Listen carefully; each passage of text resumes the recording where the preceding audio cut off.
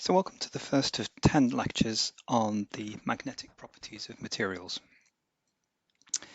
I suspect, like many of you, I've been fascinated by magnets from quite a young age. When I was a small child, I was given two magnetic ladybirds, and I remember spending hours, playing with them. They would obviously stick to each other. You could put one on the top of the desk and then control its movement by placing the second one under the desk and moving it around.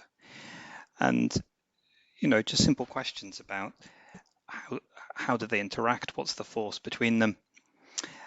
And as you get older and in school, you learn about magnets and you learn about north poles and south poles and how these can attract and repel.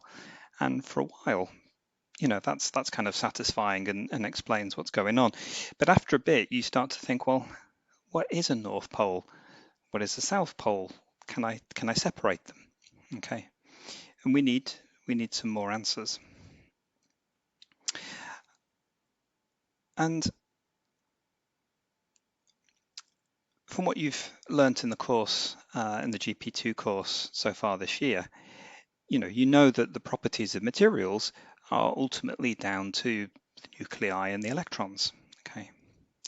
Now, nuclear magnetism is an important phenomena. It's the basis of things like nuclear magnetic resonance, NMR, or MRI, magnetic resonance imaging. Okay.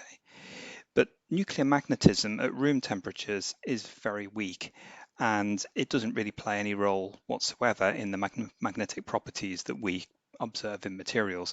So we can remove really the nuclei from this discussion. So magnetism must be down to the electrons in the material, okay, and how they behave. So this course will be about understanding what it is about the behavior of the electrons that gives rise to magnetic phenomena. And we can classify materials in different ways. So we know that some materials are repelled by magnetic fields. Other materials, and we call those diamagnets, and other materials are attracted by magnetic fields. We call them paramagnets. And certain materials, like say iron or nickel or cobalt, form ferromagnets. Okay, they can be made into permanent magnets. On the other hand, it's not the case that every sample of iron is a magnet. Okay, only certain samples of iron are magnets. So why is that? So those are the questions that this course will aim to address. In the second part of the course, we will also look at the somewhat related phenomena of superconductivity.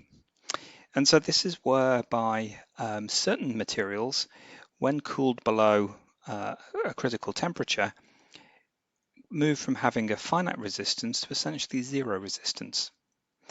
And by that I mean if we say had a loop of such a material and we were to induce a current in it, and we did that at the start of the universe, okay, the furthest back in time we can go, and we looked at it now, the current wouldn't have changed. Okay, it would still be going round at the same intensity that it was at the beginning of the universe. So, to all intents and purposes, this is a material with zero resistance. But zero resistance is not the only behavior of a superconductor. It turns out that superconductors expel magnetic fields. Okay, magnetic field lines cannot enter normal superconductors. Okay, and that's a phenomenon that is not described by classical electromagnetism. So we'll need to bring in quantum mechanics to understand that, and to realize that the superconducting state is a completely different behavior of the electrons from the normal materials we have around us. Okay. So, let's very quick on the course outline. So, in this first lecture, we'll need to get some definitions set up. We'll need to look back at prelim electromagnetism and just remind you of some of those things. Okay. The second lecture will go on to diamagnetism, and then we'll need to look at the quantum mechanics of atoms, some of the things you covered with Chris Patrick. In lecture 3, we'll go a little beyond that, because we've got to look at angular momentum of atoms and ions. The link between angular momentum and magnetism will become apparent as the course goes on. Lectures 4 and 5 will look at paramagnetism, ferromagnetism. We need to discuss something called domain theory. And then in the remaining 4 lectures, we'll look at superconductivity. So what resources do you have? You have these lecture slides. They are quite brief. Okay, in a way, they're really just bullet points for me to talk around and some space for you to jot any notes down that you want. There is a lecture handout, essentially a chapter of a book, and that is much more detailed. Okay, but it covers exactly the same material, and you should read that alongside alongside these lectures. I should say there is also a Q&A document. So based on questions at the end of lectures last year, I started a Q&A document. So if people asked a good question, I put it in there and put my answer typed up in the Q&A document. You might want to have just a quick look at that in case that's helpful to you. Obviously, this year, if there are good questions in our weekly feedback sessions, I will add those into the lecture handout. Sometimes I can answer a question more fully with a drawing or a diagram or something, and so I prefer to do it in that way. It can be easier to answer it that way than in the feedback session itself. A little note on books. There are a lot of good solid-state textbooks out there. Some ones I would recommend, ones that you can certainly find electronically as well as in every college library. Cattell is an absolute standard. Any edition is fine, as long as you've got a fairly recent edition where it has SI units in it. There are some quite old ones that use more unusual sets of units. That covers pretty much all of the GP2 course. There's a book by Nicholas Spalding, Magnetic Materials, Fundamentals and Applications, a relatively recent book. That is quite materials focused. It's about the right level for the course. It uses some unusual definitions, not quite the same definitions I do, unfortunately, but I think you'll find the discussions in that very helpful, and there are lots of sections there on applications that are really very good and would give you a bit more sort of broader context if you'd like to learn about how materials are applied. If you prefer a more physics-orientated text, then Stephen Blundell, who's in the physics department here in Oxford, his book on magnetism in condensed matter is really quite good.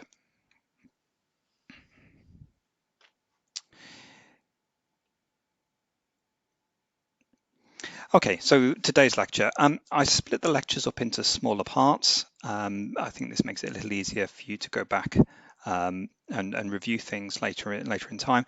I'm going to start with a review of electromagnetism, really just to recap and bring out some aspects of the prelim course that will be particularly important in this course. There's a slightly shorter 1B lecture. We'll look at definitions. I'll clarify what I mean by a B field and a H field and what the susceptibility, which we'll use to classify magnetic materials. In the last very short lecture, I'm going to tell you about the Einstein-de Haas experiment. That is non-examinable, but I think it's really interesting, and I think it is a very nice illustration of some of the points that I want to make. So I'm going to just spend a few moments and tell you about that, because I think it's really quite interesting.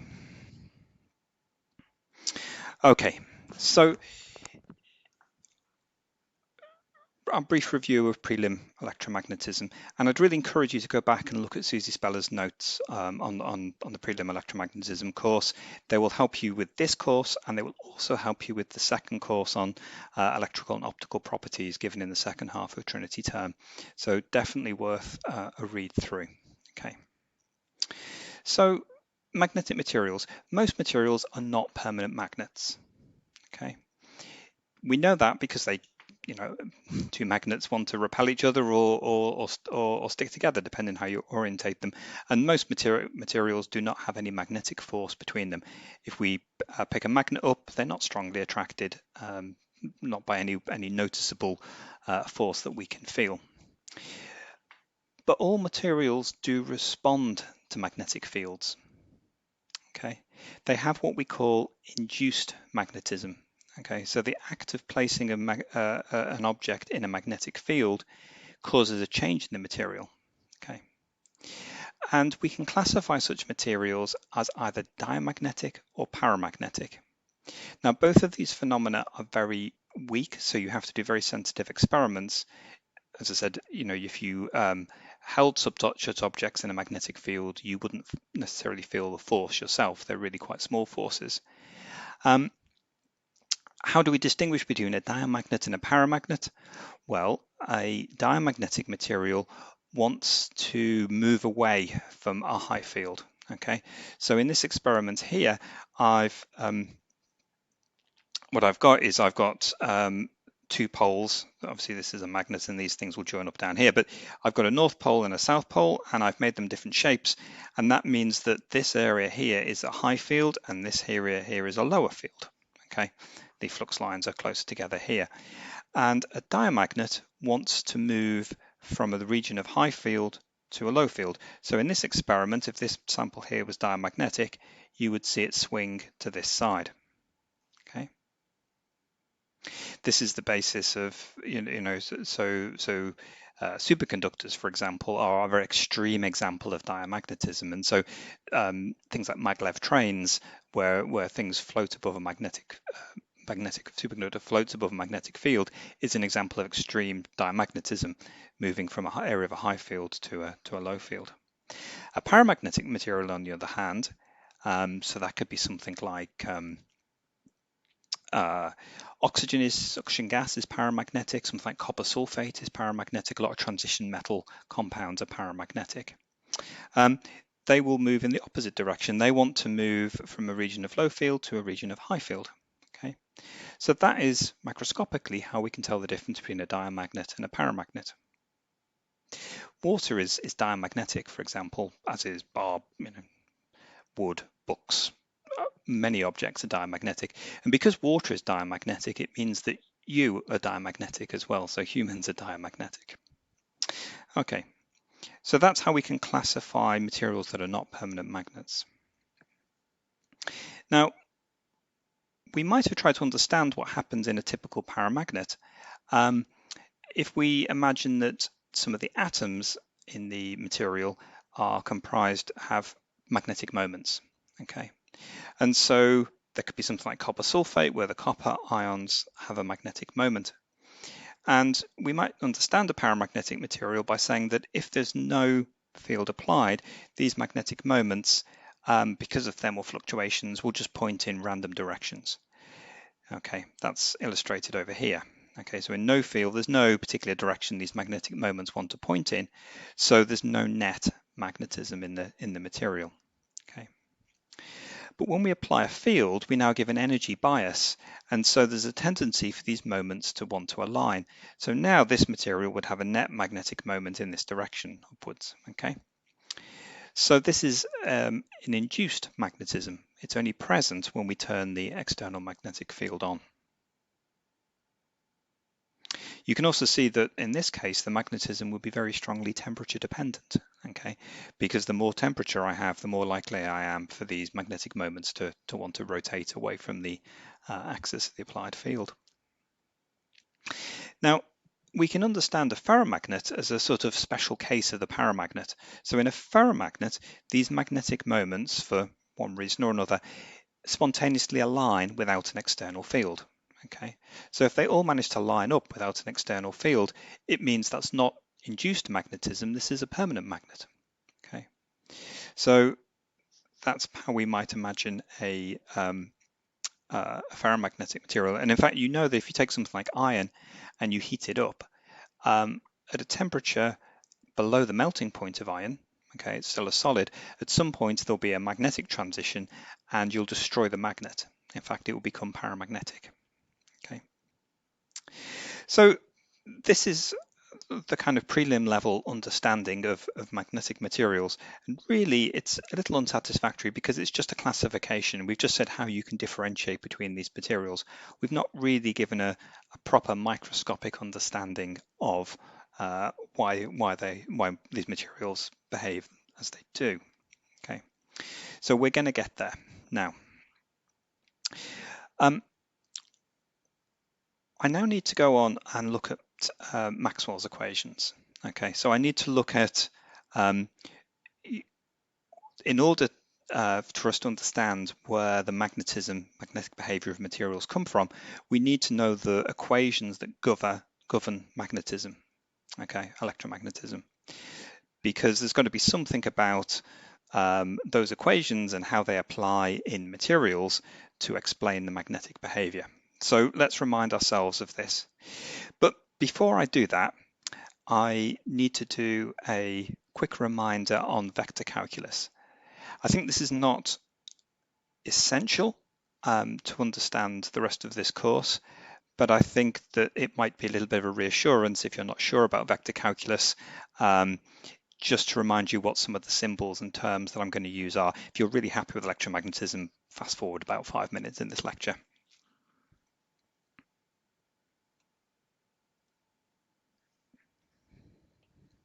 So we're going to start by considering a vector field V.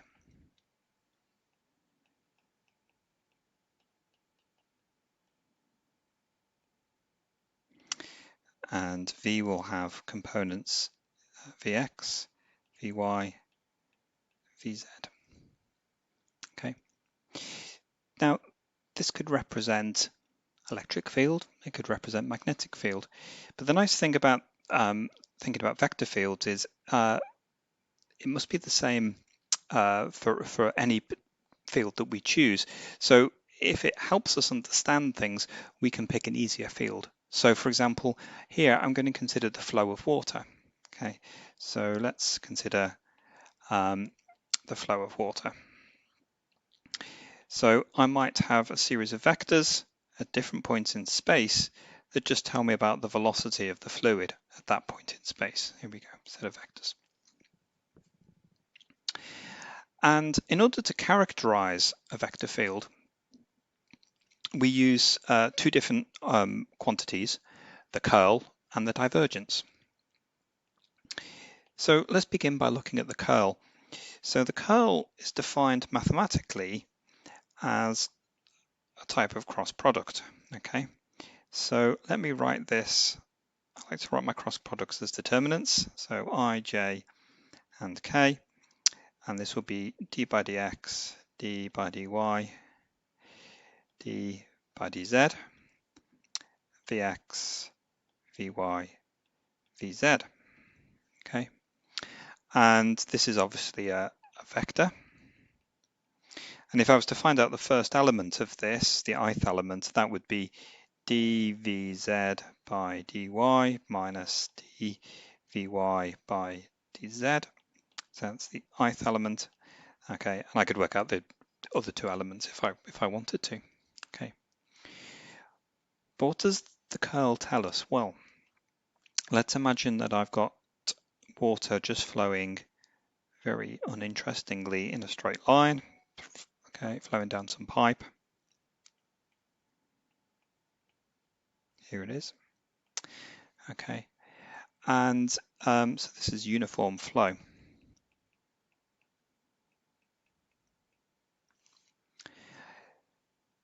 And let's imagine just dropping a stick in. Okay, what happens to the stick over time? Well, it follows the field lines and nothing really happens. It just translates along. Okay, so here we have a field in which the curl is identically zero. Okay. Now, if you look at a river flowing, particularly one that's flowing quite fast, you'll notice it isn't uniform. You will get the formation of little eddies, okay, little areas of little vortices that do things like this. Okay. Now, what would happen to the stick in such a circumstance? Well, it would start like this, but then when it reached the eddy, we would see it rotate. Okay. And this is a vector field in which the curl is not zero. Okay.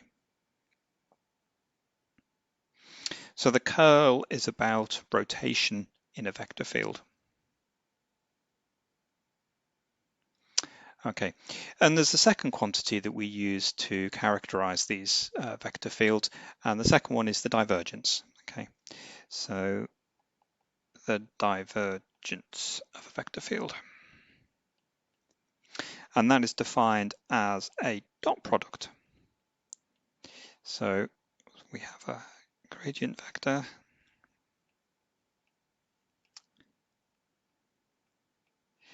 and we dot that with our Vx, Vy, Vz, and that will give me a scalar. Okay, and this would just be equal to dvx by dx plus dvy by dy plus dvz by dz. Okay. Now, water is what we call an incompressible fluid, to a good approximation. What that means is its density doesn't change. Okay, and for an incompressible fluid,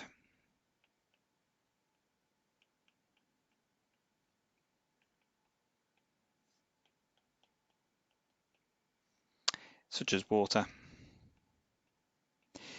its divergence, div dot v, is equal to 0. Okay, what does that mean? Well, let's look at my flow of water here.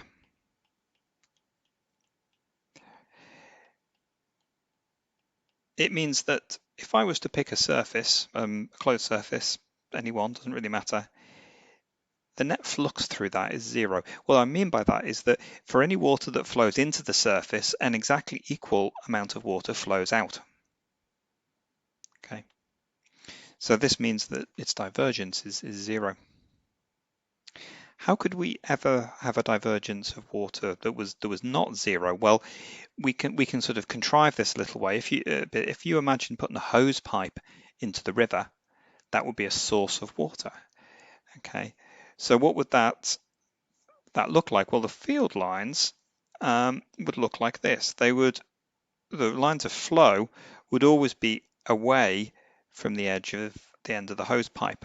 Okay, and if I was to now have a closed surface, you would notice that there is now a net flux through that surface. Okay, so this is what we would call a source,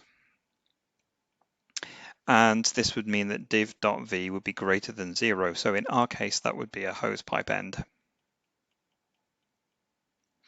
Now, equally, we could imagine a sink where div.v was less than 0, and now we would have flow into that point. So this could be, could be a plug hole, a drain of some sort. Okay.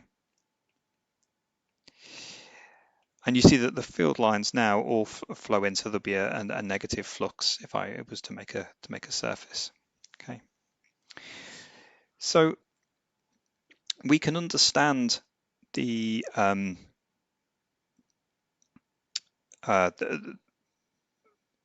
how to characterize fields, be that electric fields or magnetic fields or the flow of water, if we understand that a divergence of the field and if we understand the curl of the field.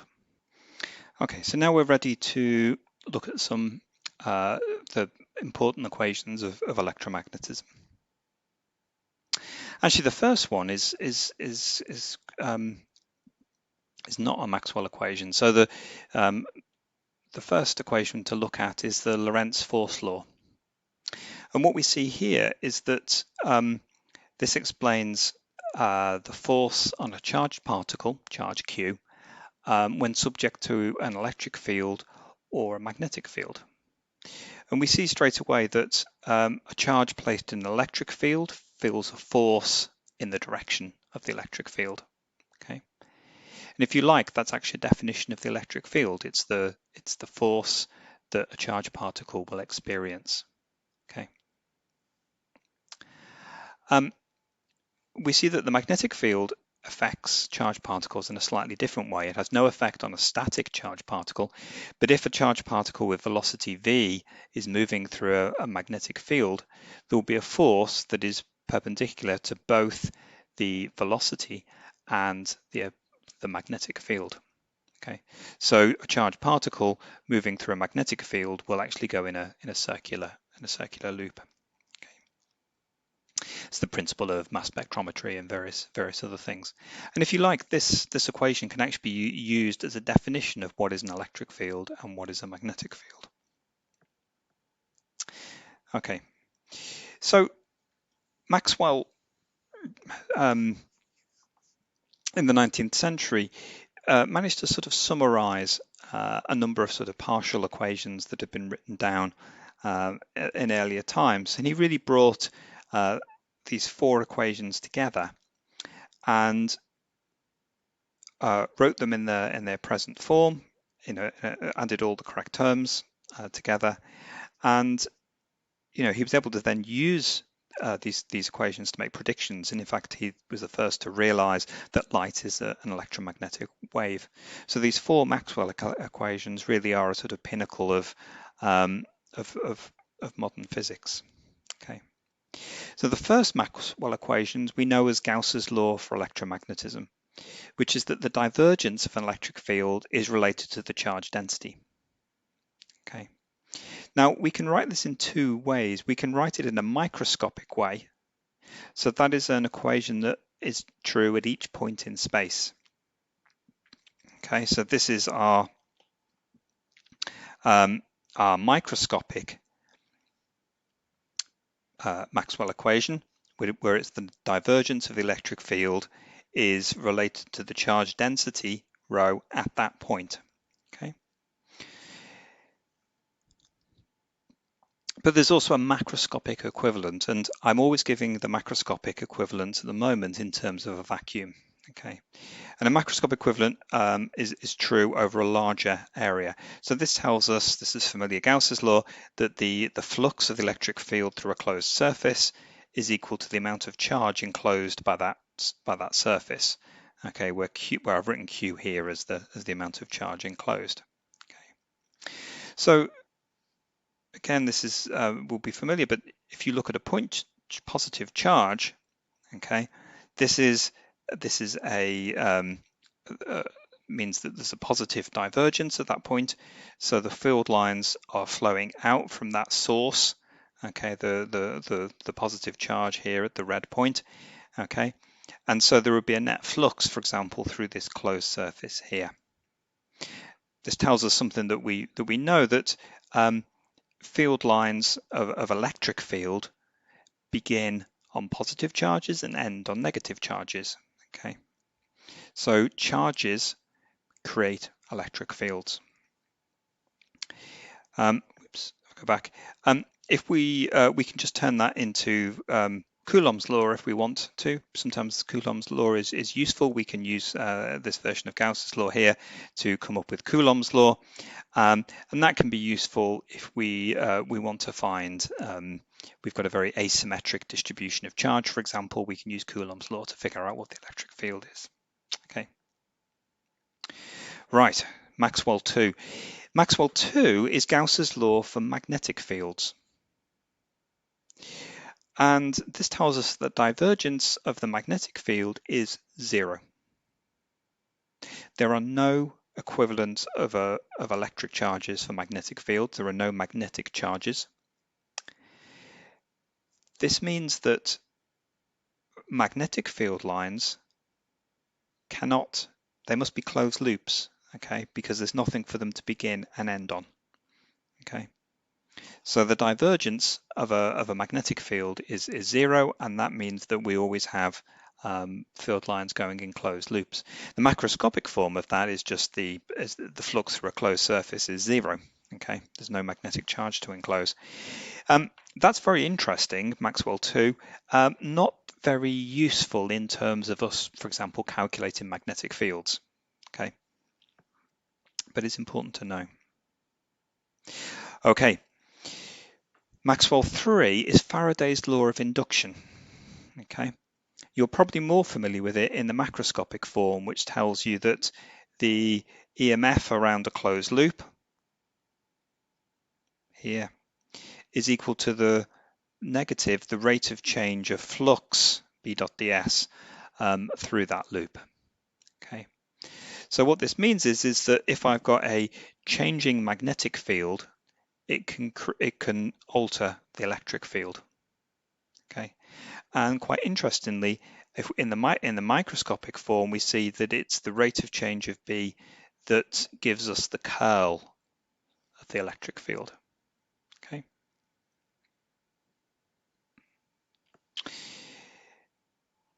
Finally, Maxwell 4, and this is almost Ampere's law. Okay. So the microscopic form, well, this looks quite symmetric actually with the previous one. We can see that now we have the curl of B being related to a current that flows, a current density J, and a changing electric field, an electric field that changes in time. Why do I say this is almost Ampere's law? Well, Ampere effectively wrote down this equation here. Maxwell added in the time-dependent part here. Okay. However, we're mostly going to be looking at static fields at the moment, and so I'll get rid of the, I'll say that E is constant in time, and so let's just have a static field. Okay, so this tells us that the curl of B is given by, is related to the current density at that point. The macroscopic form of this is just Ampere's law, that the integral of B around a closed loop is equal to mu naught times the amount of current enclosed by the loop. And this is very useful because this will enable us to calculate the magnetic field. Okay, so this is effectively telling us that magnetic fields are created by flowing currents. Okay. Now, very much as we could go from Gauss's law, which was really good for very symmetric problems, Ampere's law is great for symmetric problems. If we have a not particularly symmetric problem, the Biot-Savart law is a more useful formulation of this. Okay, these are actually quite closely related, but the Biot-Savart law tells us about a small bit of current in space, and then we can build up from that to any current distribution that we want. Okay, so there's some connections in a way between the Biot-Savart law and Coulomb's law. So to finish this part, I just want to look at, remind ourselves of how we can actually calculate magnetic fields. Okay, so let's look at a problem with a question using Ampere's law.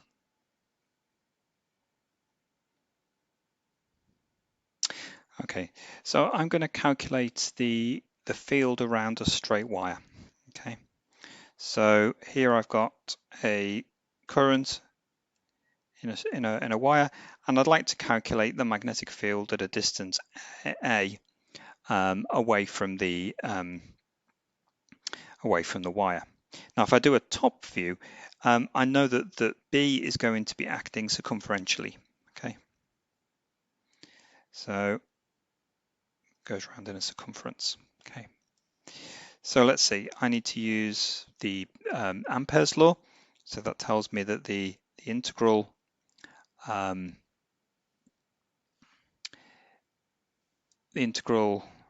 the closed loop of B dot dl is equal to mu naught I. Now we also know from symmetry that B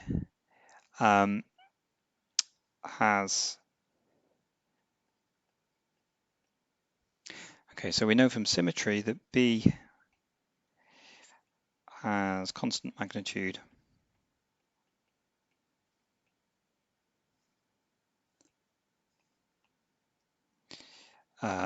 for a given radius. Okay, so what that means is that integral B dot dl, if I take that integral to be around the loop, this is, I can take B out and I just get integral around the closed loop of dl, and that is just B times 2 pi a, because that's the circumference. And from Ampere's law, this tells me that B is equal to mu naught I over 2 pi a. Okay, so the current drops off as 1 over the radius. Okay, so that's an example of using Ampere's law. So now we want to look at an example of using the Biot-Savart law. Okay, so I'm going to use the Biot-Savart law to work out the field at the center of a wire loop. Okay, so here I've got current going round in a loop, and I'd like to find out the magnetic field at the center. Okay, so the Biot-Savart law tells me that dB is equal to mu naught I dl cross r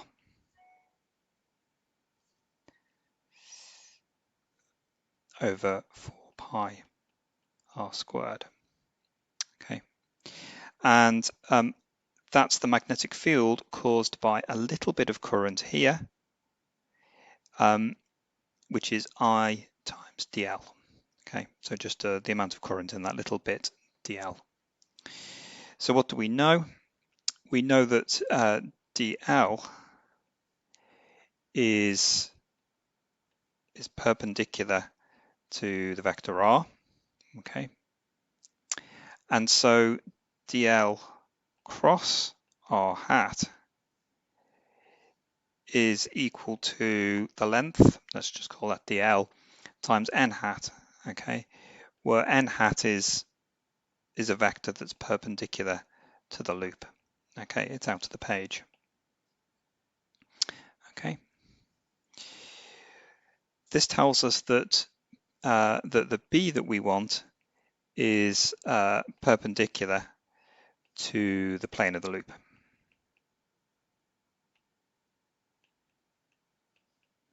Okay, in other words, B is equal to, the vector B is equal to B times n hat. Okay, so going back to our equation, this tells me that B will be equal to, let's bring all the constants out the front, mu naught I over 4 pi r is a constant here, so that can come out as well. And what we're going to be left with is the integral around the closed loop of dl. Okay, and that there is just going to be 2 pi r, okay, circumference, and so the magnetic field is mu naught I over 2r. Okay, so again, as we make this if we make this loop bigger, the magnetic field at the center decreases. Okay, that was an example of using the Biot-Savart law.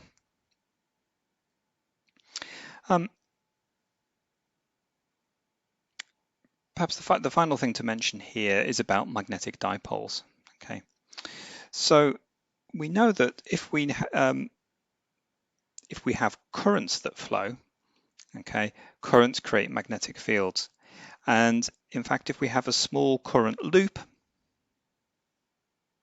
if we have a small current loop, here's my current loop here, this acts like a magnetic moment. Okay, so it's a source of a magnetic field. Okay, and here we have the field lines running round. Okay, this is effectively the same pattern as what we would see in a bar magnet. Okay, here it appears that the field lines go from the North Pole to the South Pole, but we know that something more complicated must be happening inside, and there must be field lines that go inside to join these two up. Okay, so a magnetic moment has a direction associated with it. Its direction is perpendicular to the plane of the current loop. Okay, and its strength is equal to the current that flows times the cross-sectional area of the loop. Okay, so for a small current loop, we can define this magnetic moment as I times A. okay, and it's a vector. And so the energy of a magnetic dipole in a loop is minus m dot b. Okay, so let's just understand exactly what that means. So if I was to plot the energy as a function of angle between the magnetic field and the dipole moment, it's going to look something like this. Okay, so this is E, and this is theta, and let's see. So obviously this is 0 degrees. This is pi by 2, and this is pi. Okay, so this scenario, let's say that my magnetic field B points in this direction. This situation would be M points in the same direction as B. This situation would be M points at 90 degrees to B, and the high energy state is when M points in the opposite direction to B. Okay, so that's why we've got the dot product. It's bringing in the cos function, and the minus sign is there so that we know that that this is the low energy state when they're parallel, and the high energy state is when they're anti-parallel.